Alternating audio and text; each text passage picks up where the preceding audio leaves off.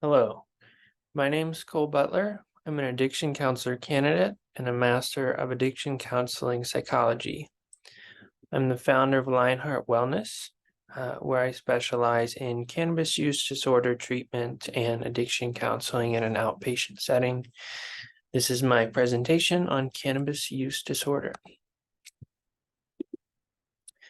So a little bit about myself. As I mentioned, I'm an addiction counselor candidate. This means that I can practice addiction counseling in Colorado under supervision, and I do have a supervisor who's a licensed addiction counselor.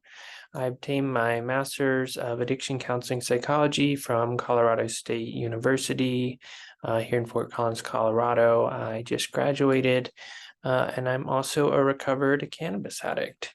So I was diagnosed with moderate cannabis use disorder almost 2 years ago now. So I'm almost 2 years sober from it. A little bit about my story with cannabis addiction. I started smoking weed when I was about 15 years old. This was kind of a really traumatic and hectic time in my life. My parents had just gotten a divorce, and I started smoking and experimenting with other drugs and just kind of causing trouble. I got arrested at one point for graffiti, and my smoking just picked up a lot.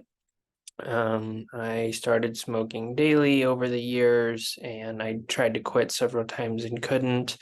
And my use really peaked in college, where I was dabbing all day. So using concentrates, THC concentrates, if you're not familiar, as well as selling wax.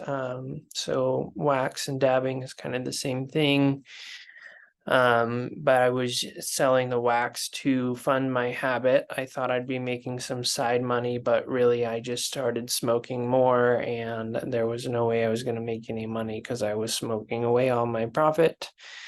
So I struggled to quit for over 10 years. I'd have periods of 1 or 2 weeks, maybe up to a month at most without it, but inevitably I'd always come back around. So I really couldn't quit, even though I tried to multiple times. So when I came to Colorado and decided to really focus on addiction treatment, I decided that I wanted to get sober. I searched around for the kind of treatment that I wanted and needed, which is what I offer now, which is addiction counseling in an outpatient office setting. But I couldn't find any treatment. I actually attended several AA groups, Alcoholics Anonymous, but I was finding that my problems weren't like their problems. It was only that whenever I would stop smoking weed to pass a drug test or something, I would turn to alcohol instead as a replacement. But I didn't really identify with some of the problems in Alcoholics Anonymous. I looked around for like a Marijuana Anonymous, and I found one meeting, I think was down in Boulder or Denver, and it was virtual and like once a month. And so I really didn't want to do that. So I was kind of on my own for a while, just figuring it out. And I got to 100 days sober, and I lapsed. I smoked a bowl out of a can in my shed at my old house. And the next day, I was just kind of doing everything that I could to try and uh, rearrange my day so that I could go to the dispensary and smoke that night, even though I told myself, now I can control my smoking. I'll only do it on weekends and when I have time, but I didn't have time that night. I started rearranging my schedule and was kind of in an intense state trying to do that. And I realized like, oh, this is not okay. And so I did find somebody like myself now who was an addiction counselor candidate in an outpatient setting. She didn't specialize in cannabis use per se, but she helped me a lot. And I've been in therapy for over a year and a half. So a lot of the common questions and concerns I get when I talk about this are, is weed really addictive? When I was growing up in small town Arkansas, a lot of people told me weed's not addictive. Unfortunately, that's not true. Weed can be addictive, and I'll talk some more about that as well as all these. So another one I get a lot is I use this to treat something. So cannabis is a medicine for me, and cannabis is a medicine in general. We'll talk more about that. Additionally, some people say that they dab 5 times a day. Again, this is using cannabis THC concentrates, so basically very intense version of smoking weed. A person in particular said they wake up every day clear-headed. He said, it's not a problem for me. You've just got a personal problem.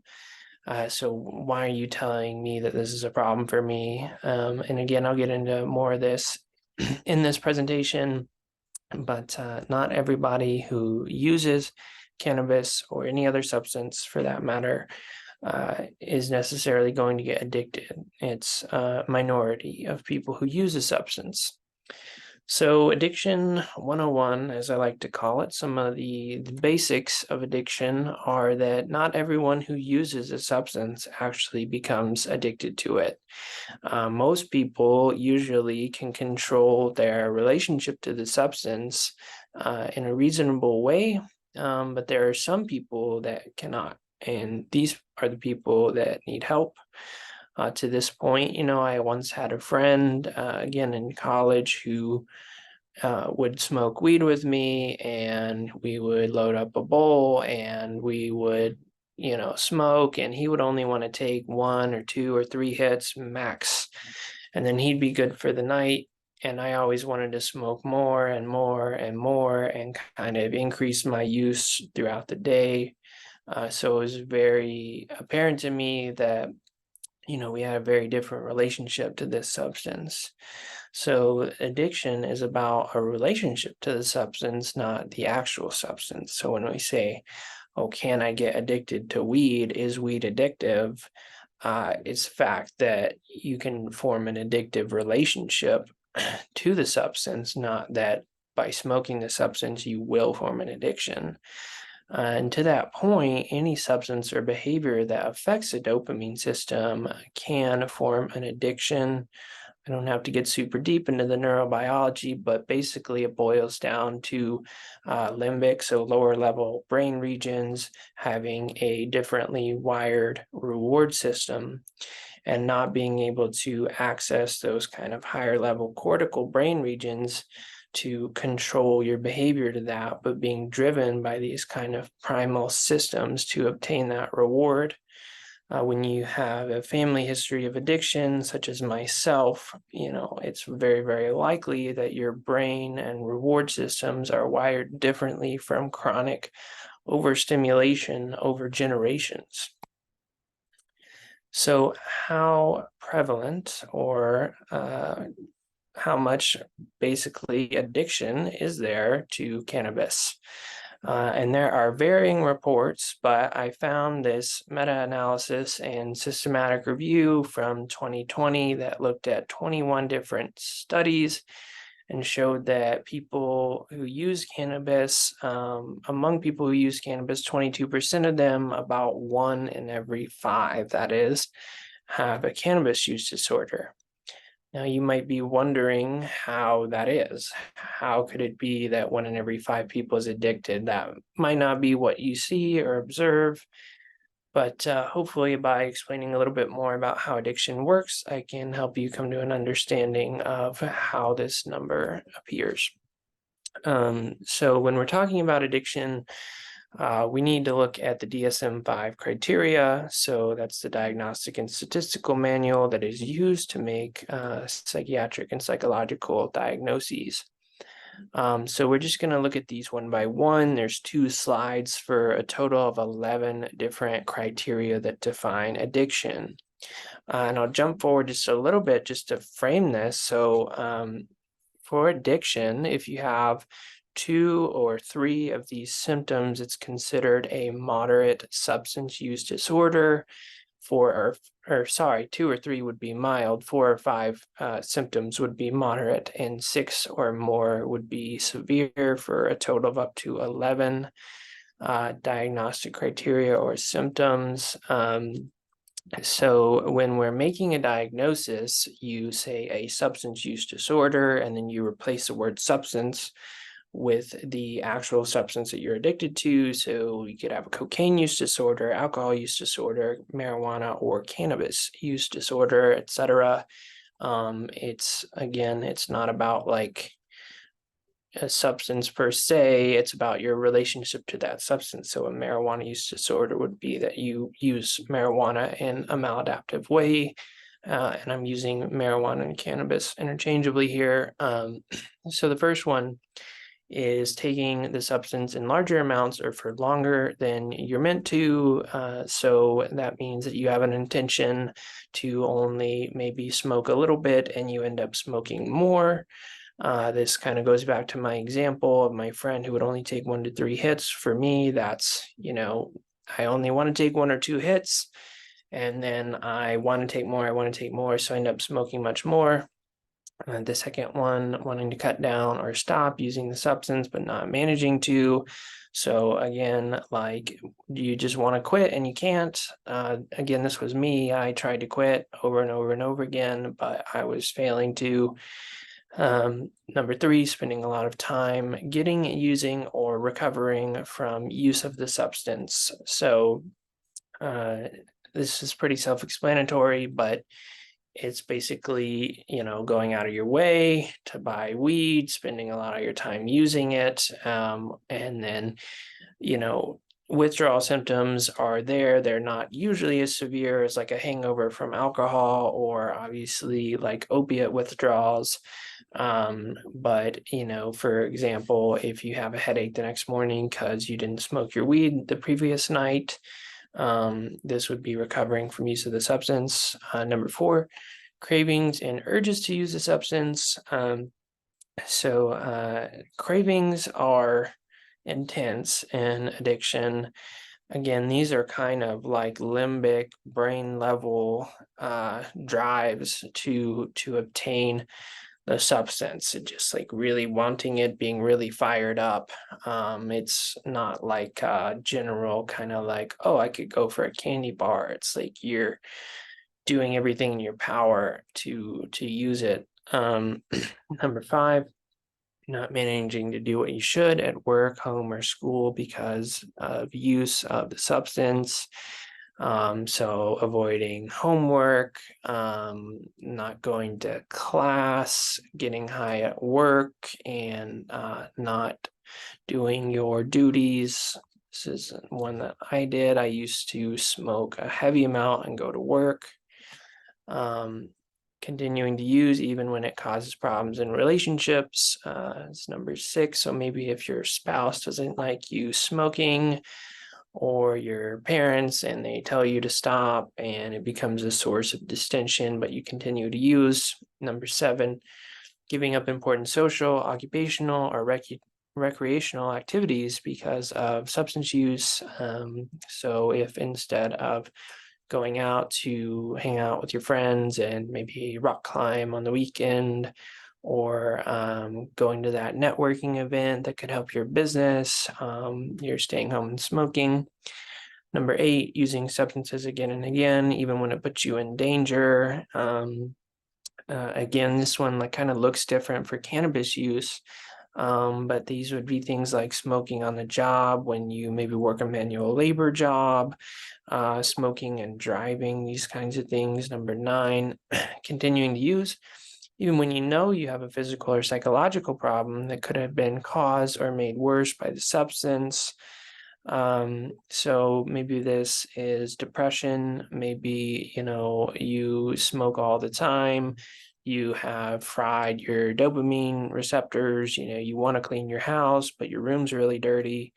And smoking way too much is contributing or causing your depression, but you still can't stop. Number 10, needing more of the substance, get the effect you want, or tolerance. So this is pretty darn common. So if you smoke every day, you're very likely to form a tolerance. The amount that you smoke on one day is not going to get you the same level of high the next day, because you're forming a tolerance. Number 11, development of withdrawal symptoms, which can be relieved by taking more of the substance. I'll talk a little bit more about these withdrawal symptoms shortly. A lot of people claim that you don't have withdrawals from cannabis. That's simply not true again. It just looks different. I have had these. For me, it was just waking up foggy-headed the next day, or sleep problems. For others, it's more intense things. I have an example of somebody who was puking every day and couldn't eat because of extremely high use, which I'll talk more about. But headaches, anxiety, nausea, these are kind of more the things that you see with marijuana withdrawal. It's not the kind of intense shaking, tremoring, kind of being on death's door that you see with very intense like heroin or opiate withdrawals, but it's still real. Just to recap, so 2 or 3 of those symptoms would qualify for a mild substance use disorder, or in the case of cannabis use, mild cannabis use disorder. 4 or 5 symptoms indicates a moderate cannabis use or substance use disorder, and 6 or more out of the 11 would be considered severe. So just to kind of like think through some of this and see, what does it look like? So I'm just going to read it. And then I want you to think as I'm reading, if Jonathan has a problem, if he meets criteria for a substance use disorder based on the symptoms that I just told you, and then how severe is Jonathan's problem if he has one.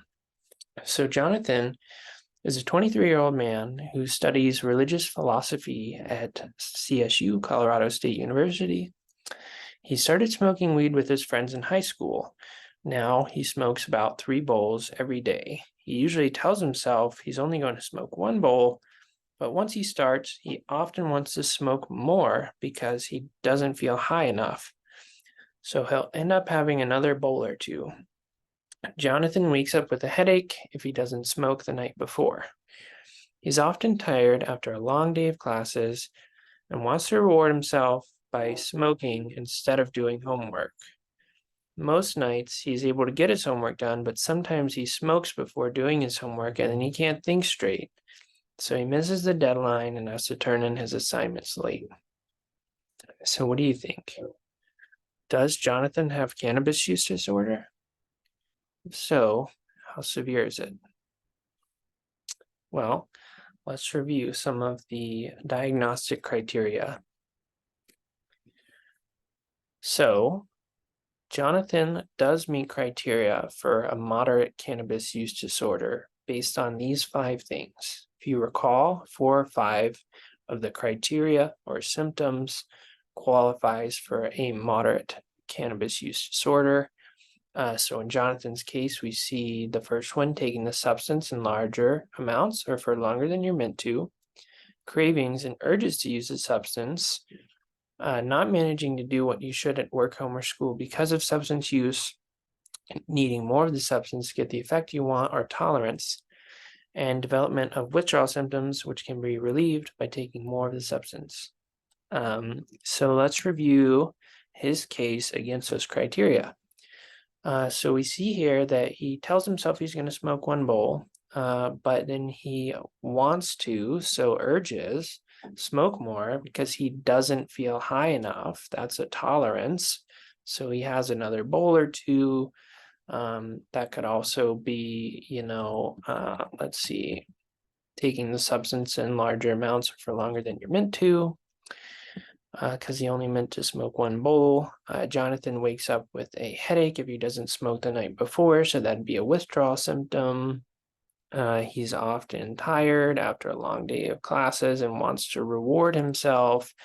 So again, be kind of urges and cravings. Most nights he's able to get his homework done, but he smokes before doing his homework. So this would be the not managing to do what you should at work, home, or school. And he misses the deadline and turns in his assignments late.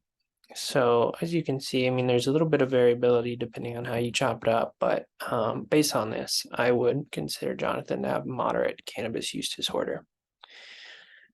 So as I mentioned, a little bit more on withdrawal symptoms.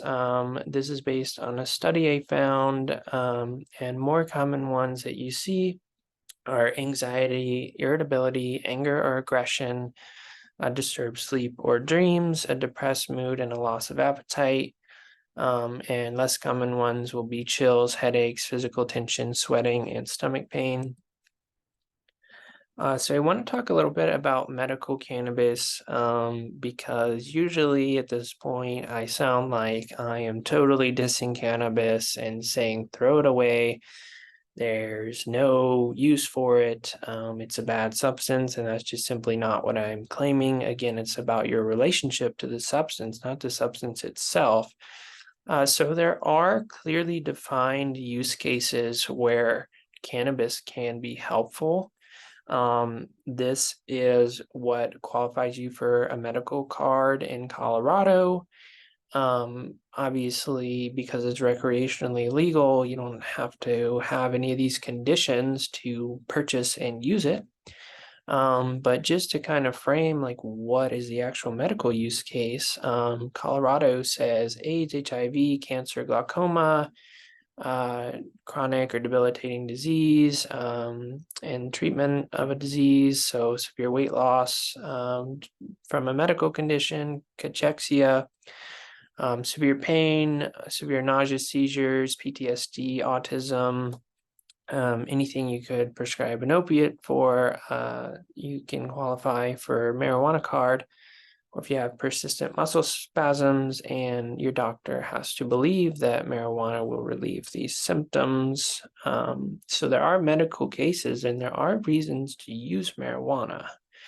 But, in those cases, I think it should be more about a prescribed amount, a specific amount at a specific dosage, at a specific frequency, just like you would prescribe any other medicine. And just because it has medical use cases does not mean that it's medically beneficial for all people everywhere at all times. So a little bit on potency, it's just really important to recognize this because there's certainly a culture of wanting to go for the highest amount of THC humanly possible. It's often seen as a, I don't know, mark of grace or just impressive if you can have a super high dose THC weed. And so, oftentimes at dispensaries, you see a lot of the cannabis containing 20 to 30 percent of THC. And if you don't know, THC, delta 9 tetrahydrocannabinol, is the psychoactive component of marijuana. And this is just data from the DEA of the average amount of THC potency in the cannabis that they have seized. And you can see in 1995, it was only about 4%, and now the average is about 15%. As I said, you often see 20 to 30%. And some people will say that there's less CBD. You kind of see that trend from 2011 to 2019, but it looks like it's kind of bumped back up.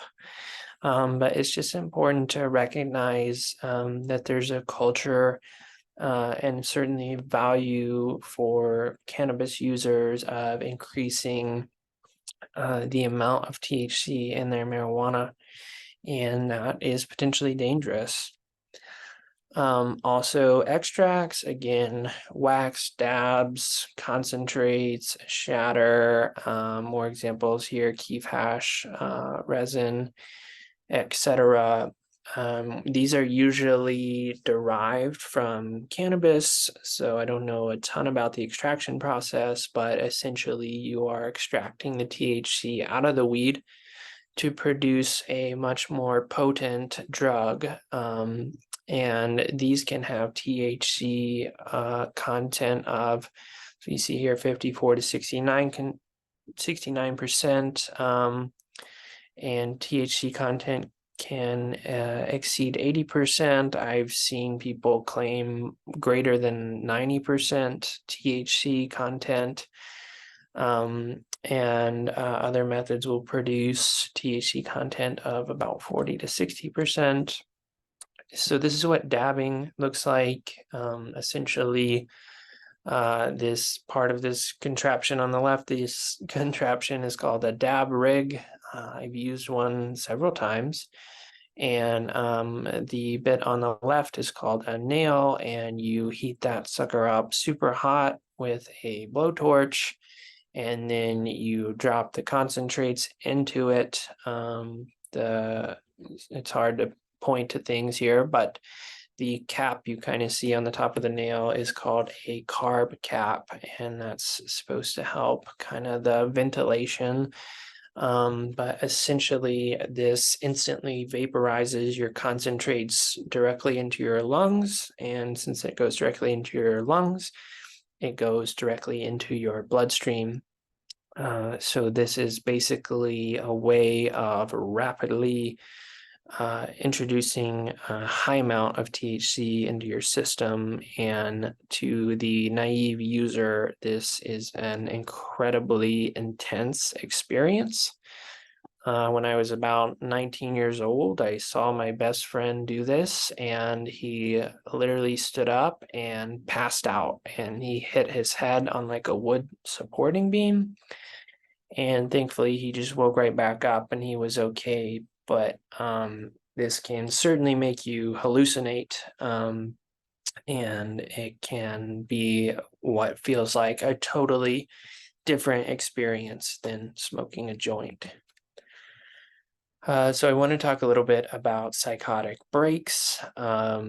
This is not everybody, but it does happen in certain people, from what I understand, usually young men, that high dose, especially kind of chronic and repeated THC use, can basically increase the onset of a psychotic break. So that's shown here in one meta-analysis that people who use cannabis had a psychotic break 2.7 years sooner or younger than non-users, and then they looked at just general substance use and saw that it's the onset of psychosis was 2 years younger than for non-users, meaning that there's much sooner instance of psychotic breaks in people that are using cannabis relative to other drugs, which still, it looks like, increases psychotic breaks. Another study showed that cannabis use or cannabis use disorder was associated with the development of psychotic symptoms at a younger age than people who did not use cannabis. From what I know, these concentrates and even just high dose THC or cannabis flower will accelerate the development of psychotic breaks in certain individuals who have a genetic predisposition, and this often happens in young men for some reason. So this is a case. This was actually shared with me this morning. I was talking on social media about cannabis use disorder, and somebody messaged me that they were using 3 to 6 grams of pure THC every day. Now, that's crazy. That is an insane amount. I have never heard of that until now. When he says pure THC, again, we're referring to those concentrates that are highly concentrated, and, you know, the average user maybe is smoking a bowl or two or a joint, which is going to equate to, like maybe 0.01 of a gram of THC per day, and this guy is smoking 3 to 6 grams of actual THC every single day. He told me that this started when he was 12 or 13 years old. It's gone on for more than 20 years. He says taking away THC is like taking away a part of himself that he feels is beneficial as much as it is harmful. He said his psychiatrist took him off it. He's been off it for 2 months, but he said that he puked every morning for 7 days in a row. Thankfully, and this is an important note, his psychiatrist tapered him down. This is really important to taper your usage. If you're doing this much, please consult a psychiatrist. And then he said that the puking was a withdrawal from pot. So again, intense withdrawal symptoms. He said he couldn't handle sound sensations or reality for a long time after he stopped. He said he could not eat solid food. He said he could only eat baby food from little fruit packets or meal replacement packets for people who have their jaws wired shut. That's the only thing he could eat for the first week because he would puke profusely. So this is a very intense case. I don't normally see this kind of thing. I don't think this is that common, but it was just a really powerful example, I thought, to share. And this individual said he was okay with me sharing this. So where do we go from here? What do we do about it? I think it's important that we reschedule cannabis at the federal level. So the Controlled Substance Act of 1970 was highly politically motivated and is completely factually wrong with its understanding of abuse potential and medical use cases for various amount of substances. In particular, THC is a Schedule 1 or cannabis is a Schedule 1, meaning that they believe that it has no currently accepted medical use and a high potential for abuse. While the abuse potential is there are accepted medical use cases. And the problem with this kind of designation that, again, is very politically motivated means that it shuts down a lot of the research, which would actually allow us to better understand both medical use cases and addictive potential and help to develop treatments. And then additionally, it's just important to change the narrative. I have been sharing a lot about cannabis use disorder on LinkedIn, where I have almost 3,000 followers and have received a lot of lashback from the cannabis community. Unfortunately, I would hope that the cannabis community would recognize that there are medical use cases, that people can use this recreationally, safely in their own time. I'm not opposed to that at all. I don't care to tell people what to do on their free time. But certain individuals will develop an addiction to this substance because it affects the dopamine system, and that's the reality. But there's still a very pervasive view that cannabis is not addictive, that it can't be used addictively, and people get offended and take it personally a lot of the time when I say that it can be used addictively, and we really need to break down some of that stigma and help people understand that that this can be used addictively. Additionally, it's very important to make treatment more available. Like I said, I could not find treatment when I needed it. I believe that it is more available in the northern Colorado area now, and I'll share some resources. But there needs to be more treatment available. People need to take this seriously, and really across the US and the globe, we need to recognize that marijuana can be used problematically and offer treatment for those people that are seeking it and need help. So some resources, these are all in Colorado. North Point is located in Loveland. They mainly focus on adolescents, and they have a marijuana rehab program. The Recovery Village at Palmer Lake is near Colorado Springs, and they have marijuana treatment and rehab as well. Aspen Ridge is a local organization with offices in Fort Collins and Lakewood. They offer intensive outpatient partial hospitalization programs for marijuana, as well as dual diagnosis and polysubstance use treatment. Choice House is another marijuana rehab in Boulder. ThriveWorks in Littleton has an outpatient marijuana addiction treatment program, and myself, Lionheart Wellness. I do outpatient marijuana addiction as well as dual diagnosis treatment. I'm located in Fort Collins, and I can also do remote visits as well. So thank you. Again, this is Lionheart Wellness. My website is www.lionheartwellness.net. If you feel like this treatment is right for you, we can do free 30-minute consultations so we can get to know each other more. You can reach out to me via email at colionheart@gmail.com. And thanks for your time.